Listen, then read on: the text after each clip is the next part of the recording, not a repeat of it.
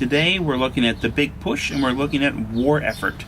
So war effort in the big push is an abstraction of each side's ability to put its resources into the war in the Western Front.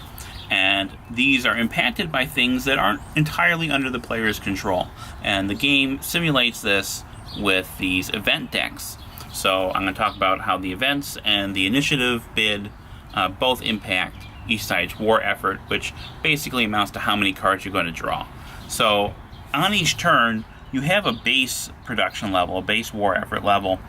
So for the first turn is 18 for the Entente and 22 for the Germans. The next turn is 21 and 25, and so on.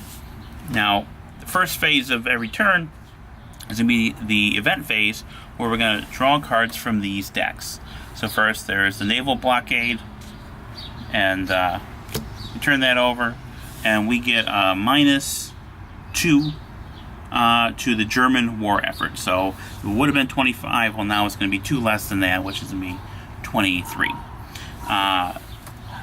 We have this deck here, which is the Eastern Front, and that's also going to reduce the German war effort by -3 in this particular case with this particular card.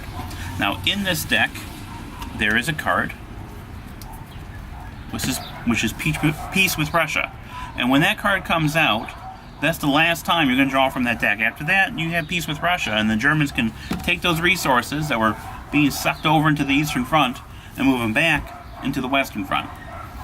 Then we have the U-Boot deck, and this is the way that the German player diminishes the production capacity of the Entente. And flip over the card, it'll be the -3 to the Entente. Now this is optional. The German player can decide, I'm not going to do this. And why wouldn't they do this? Well, in that deck there is this USA Enters War card. When that happens, the next turn, the production value, the war effort of the Entente is going to increase by 4, 8, or 12 with each subsequent turn. So it's going to really ramp up their ability to do stuff, get much more cards in their hand.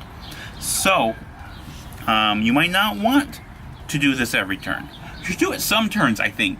I've talked to players who didn't want to do it at all any turns, and because of that, they weren't able to diminish the Entente's production value, and they weren't able to really compete there, and they lost the game. So, you know, do it a little bit at least. I'm of the mind that I'm just going to do it.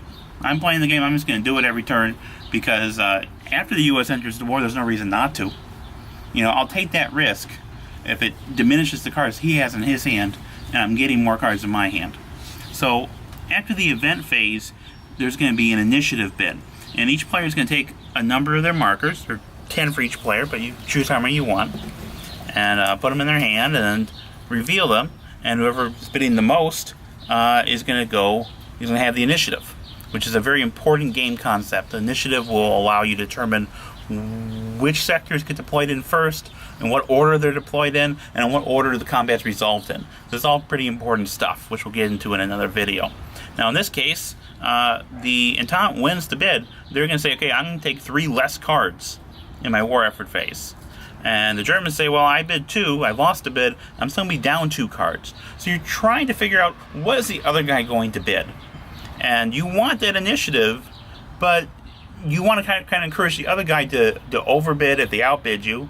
You definitely don't want to say, well, he's probably going to bid 3, that's way too many, I'm just going to bid 1. And then he thinks, oh, well, he's just going to bid 1 because he thinks I'm going to bid 3, so I'll bid 2. You know, it's kind of a bluffing mechanism. There's actually a lot of bluffing in the game, and it's one of the things that make it really exciting and really tense.